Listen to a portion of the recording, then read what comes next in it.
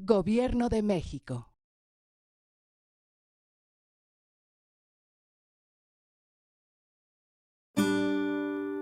Su sustancia está hecha de evocación, recuerdo, rememoración y de lo que toma del porvenir. Porque es una parte fundamental de nuestra identidad. Somos nuestra memoria. El programa de Lina que nos lleva de viva voz con los especialistas.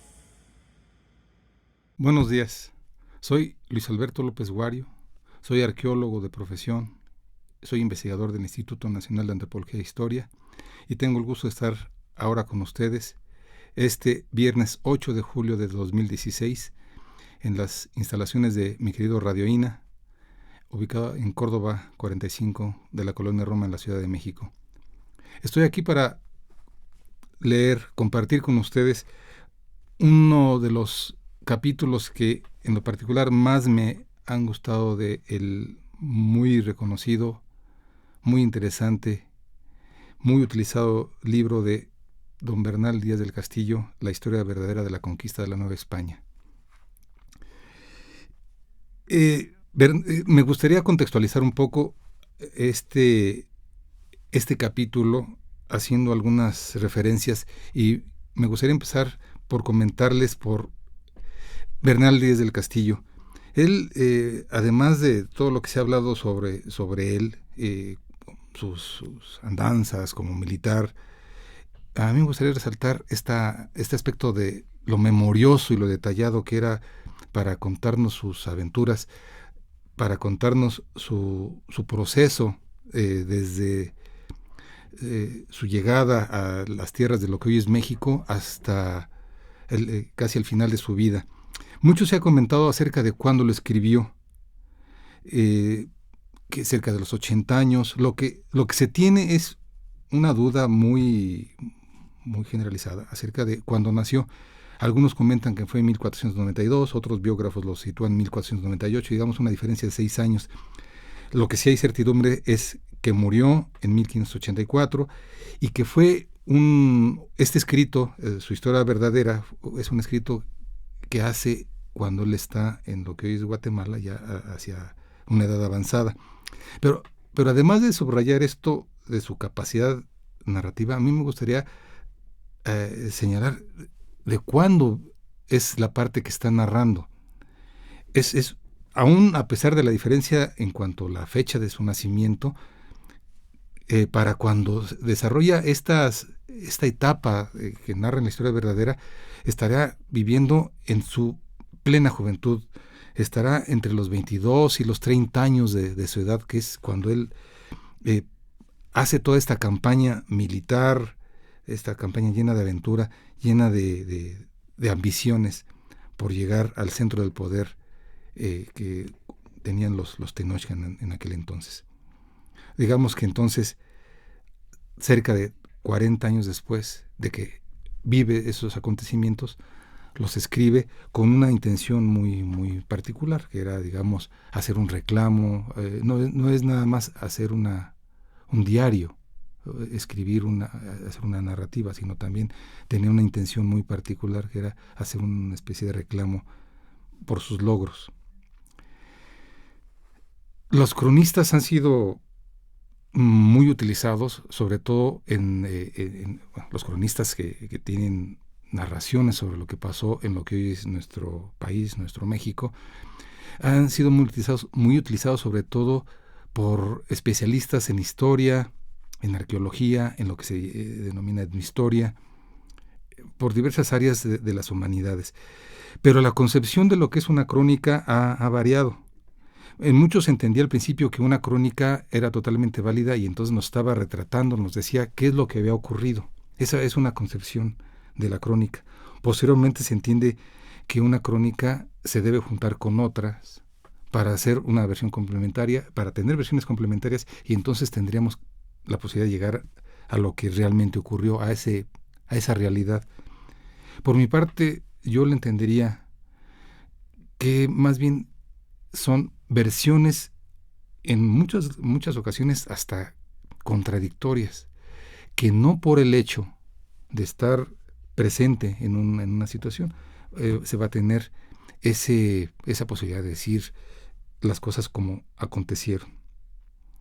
Esas versiones contradictorias en el campo de la arqueología lo que permiten es, en su caso, tener una fuente de información que podría ser validada o no por los materiales en concreto que aparezcan. Cuando en mi alma mater, en la Escuela Nacional de Antropología e Historia, tuvimos oportunidad con uno de mis queridos profesores de hacer una evaluación sobre este mismo libro, en lo particular me saltó mucho el asunto de una narración, una descripción que hace don Bernal Díaz del Castillo acerca de la cantidad de sacrificios que él registró que ocurrieron en lo que se llama el Templo Mayor, en el recinto sagrado. Era una cantidad extraordinaria, eran miles de sacrificados por día. Los posteriores estudios arqueológicos, los estudios de antropología física que se han realizado, han demostrado la imposibilidad de que ocurrieran ese tipo de sacrificios en esa cantidad, dado, por una parte, el proceso necesario para poder extraer el corazón del sacrificado, como por otro, el lugar del depósito de los cadáveres que se obtenían. Digamos, como desde mi perspectiva, lo que se tiene que contextualizar es, por un lado, no tanto lo que han mencionado algunos especialistas, que Bernal estaba en la etapa de senectud y que tendía a exagerar, que no tenía buena capacidad de memoria, que estaba ya trastocado. No, yo me iría más bien por la necesidad que tenía de reafirmar un proceso tan heroico, tan lleno de aventuras, como por el que transcurrió en su ya para entonces lejana juventud. En lo particular, ¿por qué escogí este capítulo, que es el número 61 de la más reciente edición de la Real Academia Española? Me refiero a reciente, que tendrá menos de un año.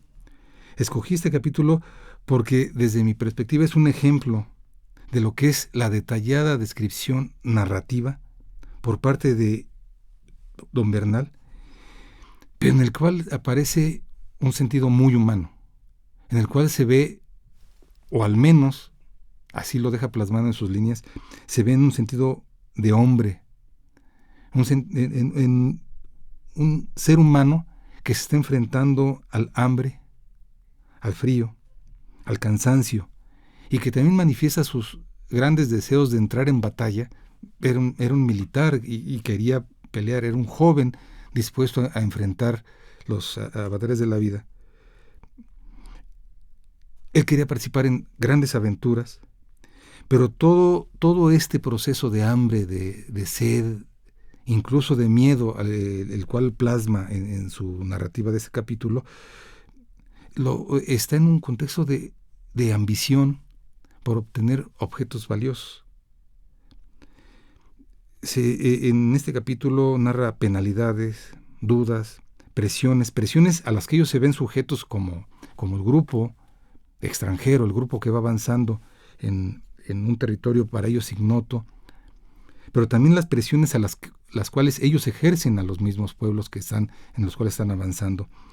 Nos manifiesta en este capítulo todas las diferencias entre los pueblos de la tierra, la animosidad, por decirlo de esta manera suave, la animosidad que existía entre grupos de esta zona contra los pueblos del centro, el poder, el Tlatoani, los conocidos como los Mexica.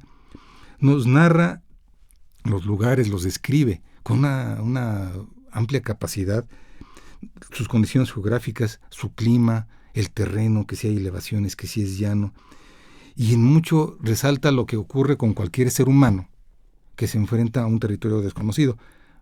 Hace una comparación, y hace una comparación no nada más en cuanto al tipo de lugares, sino también en cuanto al tipo de costumbres. El fragmento, este capítulo 61, se ubica en lo que es la zona central montañosa del hoy estado de Veracruz, con altitudes que varían de entre 2.000 a 3.000 metros sobre el nivel del mar. Y lo ubica temporalmente, esta narración que les voy a leer, la ubica en agosto de 1519, a la mitad.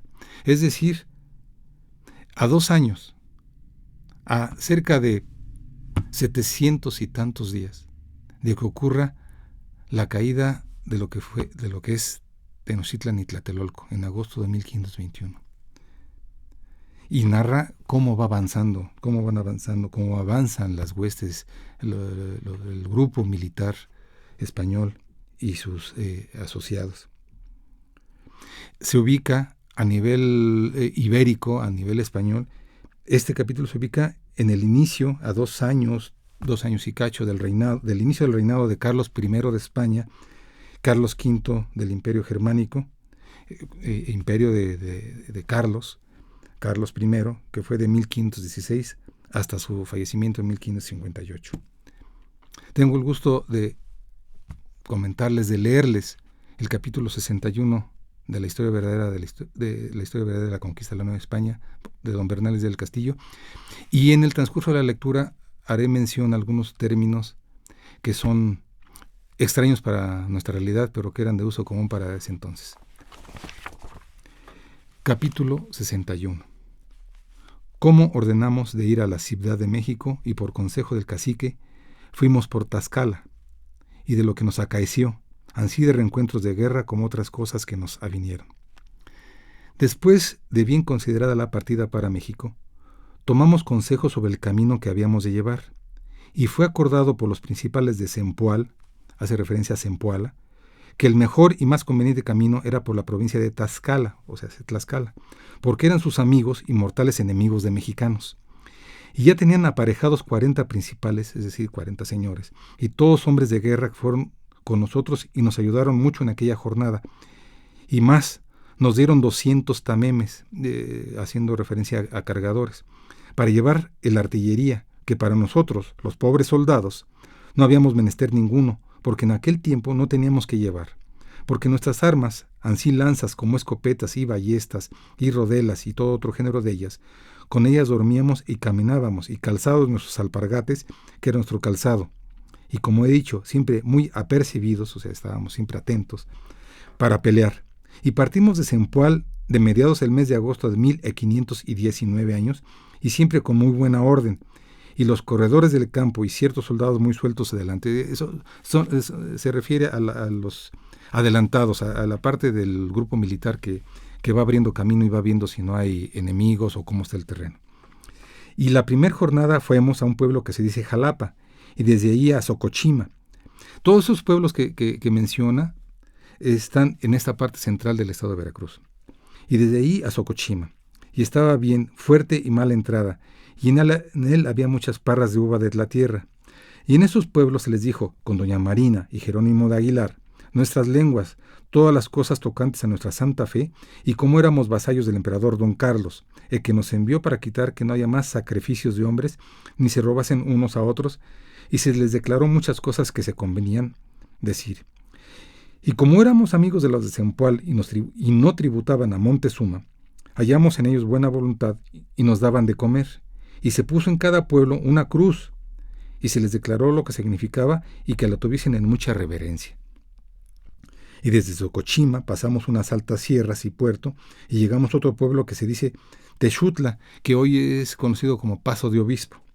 Y también hallamos en ellos buena voluntad, porque tampoco daban tributo a México, como los demás. Y digamos entonces que en esa narrativa lo que nos está diciendo Bernal es que estaban entrando por la parte más adecuada al territorio, porque estaban entrando en un territorio, entrando por el territorio enemigo a los mexicas, o a los mexicanos, como le llaman. Y desde aquel pueblo acabábamos de subir todas las sierras y entramos en el despoblado, donde hacía muy gran frío y granizó y llovió. Aquella noche tuvimos falta de comida y venía un viento de la Sierra Nevada que estaba a un lado que nos hacía temblar de frío. Por ahí se encuentran el Pico de Orizaba, el Cofre de Perote, entonces es una zona que sobre todo en época de lluvias como la que estaban transcurriendo, pues bajaba mucho frío. Porque como habíamos venido de la isla de Cuba y de la Villa Rica, y toda aquella costa es muy calurosa, y entramos en tierra fría, y no teníamos con qué nos abrigar, sino con nuestras armas, sentíamos las heladas como éramos acostumbrados a diferente temperatura, le dice templo. Y desde ahí pasamos a otro puerto, donde hallamos unas cacerías y grandes adoratorios de ídolos, que ya he dicho que se dicen cues, y tenían grandes remeros de leña, o sea, grandes montones de leña, para el servicio de los ídolos que estaban en aquellos adoratorios. Y tampoco tuvimos que comer, y hacía recio frío, y desde ahí entramos en tierra de un pueblo que se dice Xocotlán, y enviamos 2 indios de Zempoala a decirle al cacique cómo íbamos, que tuviesen por bien nuestra llegada a sus casas, y era sujeto de México. Y siempre caminábamos muy apercibidos y con gran concierto, porque veíamos que ya era de otra manera de tierra. Y desde que vimos blanquear muchas azoteas y las casas del cacique y los cues, o sea, es los templos y adoratorios, que eran muy altos y encalados, parecían muy bien como algunos pueblos de nuestra España. Y pusimosle nombre Castilblanco, porque dijeron unos soldados portugueses que parecía a la villa de Castelblanco de Portugal, y así se llama agora. Y como supieron en aquel pueblo, por los mensajeros que enviamos, cómo íbamos, salió el cacique a recibirnos con otros principales, junto a sus casas, el cual cacique se llamaba Olintecle, y nos llevaron unos aposentos y nos dieron de comer poca cosa y de mala voluntad. Nótese que aquí ya lo que está diciendo es, ya la tierra ya no es la misma, pero no es tanto en sí a lo que es el espacio geográfico, sino que estos grupos ya son allegados, son tributarios de los mexicanos. Por eso hace la referencia Bernal. Nos dieron de comer poca cosa y de mala voluntad. Y desde que hubimos comido, Cortés les preguntó con nuestras lenguas de las cosas de su señor Montezuma, y dijo de sus grandes poderes de guerreros que tenía en todas las provincias sus sujetas, sin otros muchos ejércitos que tenían en las fronteras y provincias comarcanas. Y luego dijo de la gran fortaleza de México, y cómo estaban fundadas las casas sobre agua, y que de una casa a otra no se podía pasar sino por puentes que tenían hechos y en canoas. Una de las primeras descripciones que se hacen sobre Tenochtitlan. Y las casas todas de azoteas, y en cada azotea, si querían poner mamparos, eran fortalezas. Y que para entrar dentro en su ciudad, que había 3 calzadas. Aquí hace referencia a la calzada que se llama Iztapalapa, la de Tlacopan, y la que iba hacia Tepeyac. Y en cada calzada 4 o 5 aberturas por donde pasaba el agua de una parte a la otra. En cada una de aquella abertura había un puente, y con alzar cualquiera de ellas que son hechas de madera no pueden entrar en México. Y luego dijo del mucho oro y plata y piedras chalchihues, piedras verdes, y riquezas que tenía Montezuma, que nunca acababa de decir otras muchas cosas de cuán gran señor era, que Cortés y todos nosotros estábamos admirados de lo oír. Y con todo cuanto contaban su gran fortaleza y puentes, como somos de tal calidad los soldados españoles, quisiéramos ya estar probando aventura, y cuando nos parecía cosa imposible, según lo señalaba y decía Olintecle. Y verdaderamente era México muy fuerte y tenía mayores pertrechos de albarradas que todo lo que decía. Las albarradas son unos muros que se hacen con madera, con piedra en el centro, que contenían, sobre todo en el caso de lo que es hoy la Ciudad de México, en ese entonces Tenochtitlán, contenían las crecidas de las aguas que venían de la zona de Texcoco, del río de Cuautitlán, que era el más caudaloso. Entonces había 2 albarradas, por eso hace esta mención el cacique Olintecle. Dice, y tenía mayores pertrechos de albarradas que todo lo que decía, porque una cosa es haberlo visto, la manera y fuerzas que tenía, que no como lo escribo. Y dijo que era, aquí me parece importante también subrayar que Bernales del Castillo hace una confesión, hace un señalamiento de modestia, dice, era tal la riqueza. Esto lo escribe cuando ya había ocurrido, pues ya había pasado que habían entrado a Tenochtitlan. Era tal la riqueza que las palabras no alcanzan a describirla. Y dijo que era tan gran señor Montezuma que todo lo que quería señoreaba, y que no sabía si sería contento desde que supiese nuestra estada ahí en aquel pueblo, por no haber aposentado y dado de comer, por nos haber aposentado y dado de comer sin su licencia. Es decir, mi jefe, Montezuma, mi tlatoani, se va a enfadar conmigo si se entera que están ustedes aquí y que además yo les di comida. Era un temor muy, muy señalado del cacique Olintecle. Y Cortés le dijo con nuestras lenguas, pues hago saber que nosotros venimos de lejos tierras por mandado de nuestro rey señor, que es el emperador don Carlos, de quien son vasallos muchos y grandes señores, y envía a mandar a ese vuestro gran Montezuma que no sacrifique ni mate ningunos indios, ni robe sus vasallos, ni tome ningunas tierras, y para que dé la obediencia a nuestro rey y señor.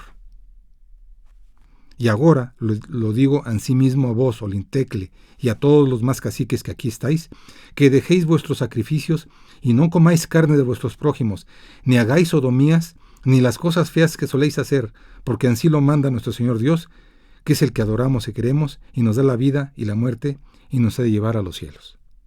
Con ese argumento, por supuesto, que todos los caciques y todos los indígenas, toda la gente local, pues no tenían nada que decir.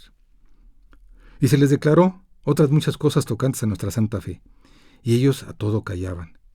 Y dijo Cortés a los soldados que ahí nos hallábamos: paréceme, señores, que ya no podemos hacer otra cosa sino que se ponga una cruz. Y respondió el padre Fray Bartolomé de Olmedo: paréceme, señor, que en estos pueblos no es tiempo para dejarles su cruz en su poder, porque son desvergonzados y sin temor, y como son vasallos de Montezuma, no la quemen, no hagan alguna cosa mala. Y esto que se les ha dicho basta hasta que tengan más conocimiento de nuestra santa fe. Y así se quedó sin poner la cruz. Nótese la diferencia, es lo que me refería hace rato, de que Bernal no hace nada más un señalamiento de la tierra cambió en cuanto clima, en cuanto que si era más fértil o era menos fértil, sino hace una referencia a la tierra en cuanto que los que estaban hacia la costa eran gente que no era vasalla de Moctezuma. Y entrando aquí con el cacique Olintecle es donde empiezan a la tierra dominada por los mexicanos, y basta con que les diga que venimos de parte de don Carlos y que nuestra fe es la verdadera y por favor ya no lo vuelvan a hacer, ese es el mandato que les damos. Y los dos se quedaron impávidos y dijeron: sí, cómo no, ahorita les vamos a hacer caso. Y Fray Bartolomé dice: mejor ni les dejemos cruz, no la van a quemar.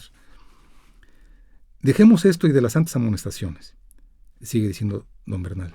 Y digamos que como llevábamos un lebrel, que es un tipo de perro muy ligero, delgado, que se usa o para carreras o como para cacería, llevábamos un lebrel de gran cuerpo que era de Francisco de Lugo y ladraba mucho de noche.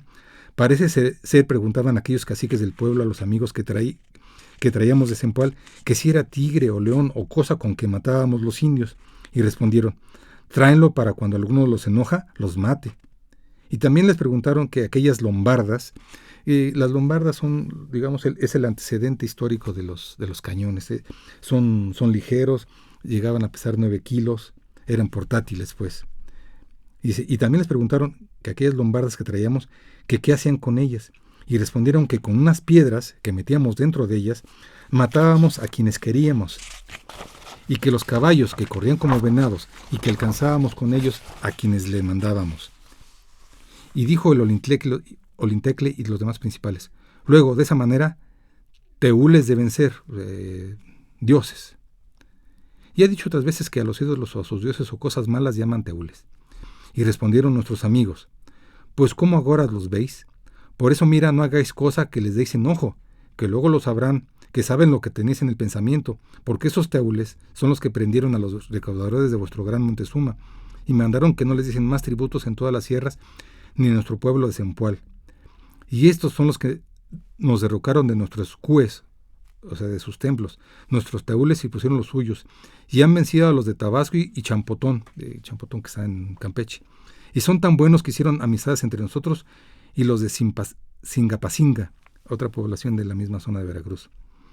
Y además de esto, ya habréis visto cómo el gran Montezuma, aunque tiene tantos poderes, les envía oro y mantas, y ahora han venido a este nuestro pueblo y vio que no les deis nada.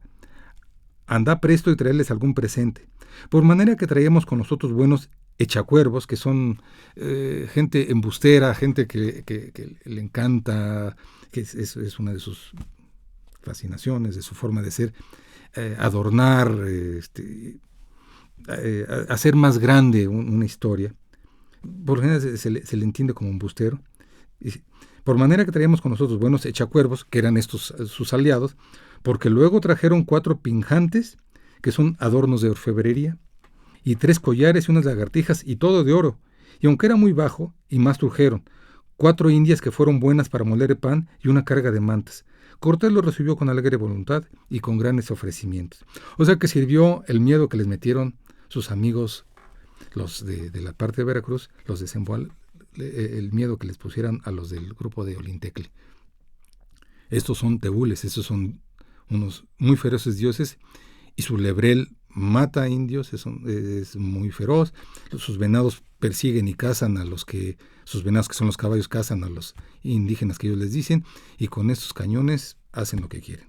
Entonces, si hasta Montezuma se les está rindiendo, tengan cuidado ustedes. Entonces fue cuando ellos dijeron, bueno, pues aquí les tenemos esos humildes presentes.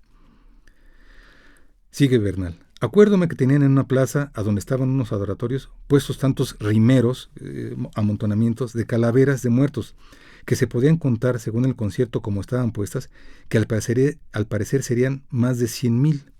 Y digo otra vez, sobre 100,000. Y en otra parte de la plaza estaban otros tantos remeros de zancarrones, que hace más bien referencia a los huesos largos, por lo general fémures o tibias, peronés. Huesos de muertos que no se podían contar, y tenían en unas vigas muchas cabezas colgadas de una parte a otra, y estaban guardando aquellos huesos y calavernas 3 papas, haciendo referencia a 3 sacerdotes mayores, que según entendimos tenían cargos de ellos, de lo cual tuvimos que mirar más después que entramos bien en la tierra, adentro. En todos los pueblos estaban de aquella manera, también en lo de Tlaxcala.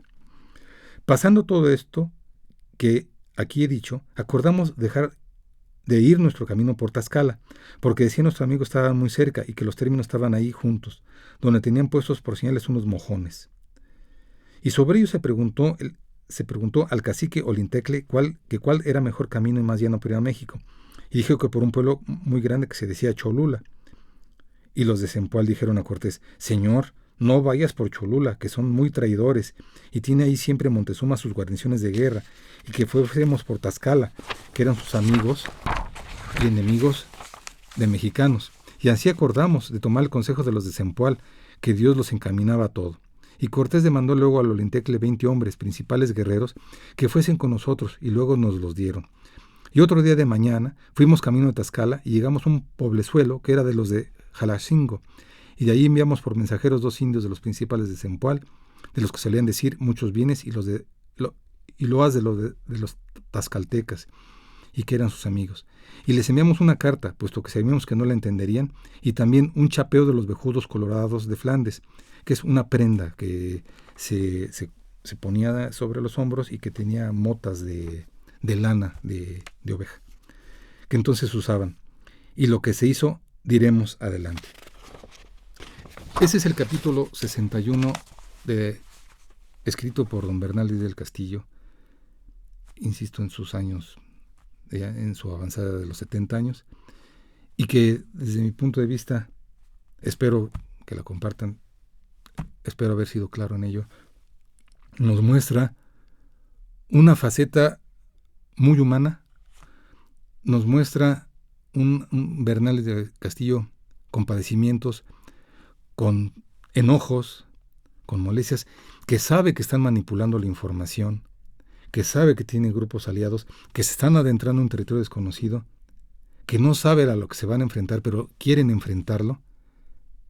Un Bernal del Castillo que nos pone de manifiesto las contradicciones que existían entre los grupos indígenas, y que aprovechaban cualquier oportunidad, cualquier elemento para llegar y conseguir el fin, que era el poder, tener el poder que en ese entonces detentaba en su mayor medida el Tlatoani Moctezuma II.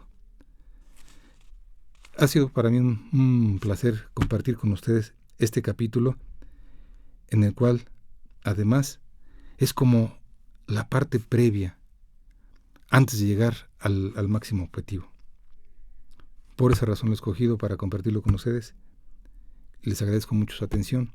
Muchísimas gracias a Radio INA por esta invitación. Con un gusto, Luis Alberto López Guario. Muchísimas gracias.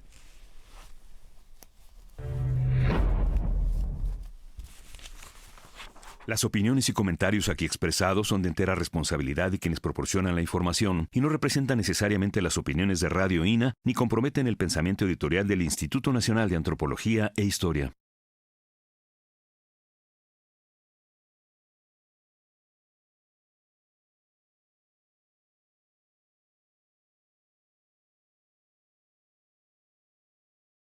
Gobierno de México.